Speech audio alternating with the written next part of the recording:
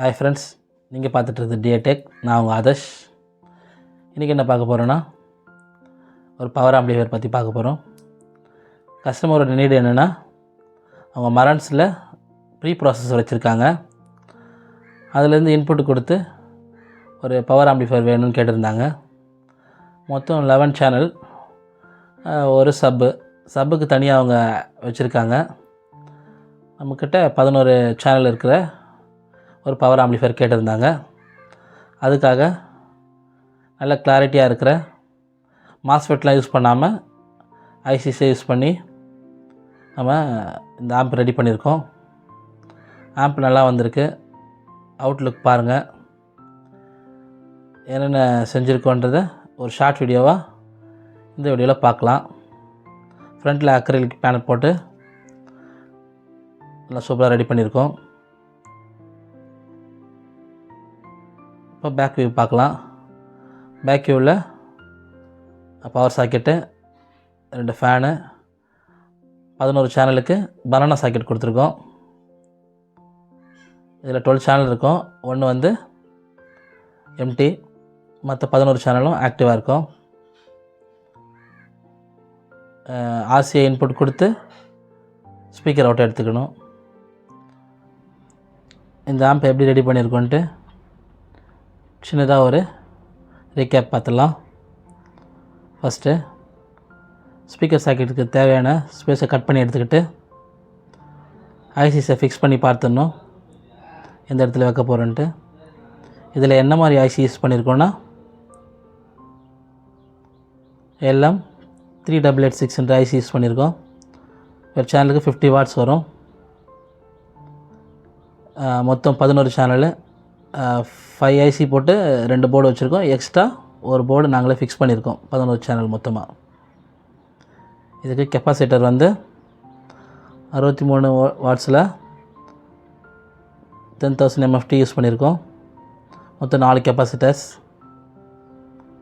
இதுக்கு power cord 3 பின் power cord use பண்ணியிருக்கோம். எர்த்து மஸ்ட்டு, bush, cabinet bush, RCA pin 2 use பண்ணியிருக்கோம்.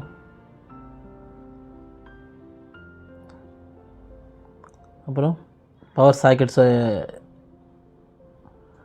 ரெக்டிஃபையரு, இதில் மெட்டல் டயோடு யூஸ் பண்ணல. அப்புறம் volume knobs 2, on off button, முக்கியமான ஒன்று டொராய்டல் ட்ரான்ஸ்ஃபார்மர் யூஸ் பண்ணியிருக்கோம். இதில் 3030 15 ஆம்ஸ் யூஸ் பண்ணியிருக்கோம். அப்போ தான் இந்த போர்டுக்கு மேட்சிங் ஆகும். ரொம்ப ஹெவியாக காப்பர்லேயே பண்ணது, copper winding full and full. சாக்கெட்ஸை கேபினெட்டில் ஃபிக்ஸ் பண்ணிவிட்டு பவர் செக்ஷனையும் பில்ட் பண்ணிவிட்டு போர்டில் ஃபிக்ஸ் பண்ணியாச்சு.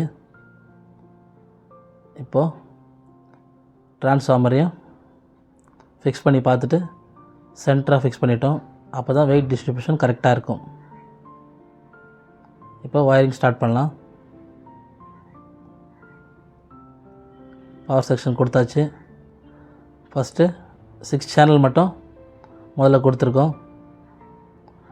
நம்மகிட்ட ப்ரீ ப்ராசஸர் இல்லை, அதனால் ஒரு FT003 கொடுத்து செக் பண்ணுறதுக்காக இதை மட்டும் இப்போது ஃபிக்ஸ் பண்ணி பார்த்துட்டு சவுண்ட் அவுட்புட் எப்படி இருக்குன்னு பார்க்குறோம். இந்த மாதிரி உங்களுக்கு ஆம்ப்ளிஃபையர் வேணும்னா ஸ்க்ரீனில் தெரிகிற நம்பருக்கு காண்டாக்ட் பண்ணுங்கள். கண்டிப்பாக உங்களுக்கு செஞ்சு தரோம். ஃபினிஷிங் இப்படி தான் இருக்கும். மேலே 5 சேனல், கீழே 6 சேனல். ஒரு சேனல் எம்டி தான். 11 சேனல் மொத்தமாக ஒர்க் ஆகும். அதில் ஹெவியான ஃபேன் கொடுத்துருக்கு. ஹீட் ஆகாது. அப்படி ஆனாலும் இந்த ஃபேன் வெளியே தள்ளிடும். அவுட்புட் நல்லா வந்திருக்கு. Do you wish to continue?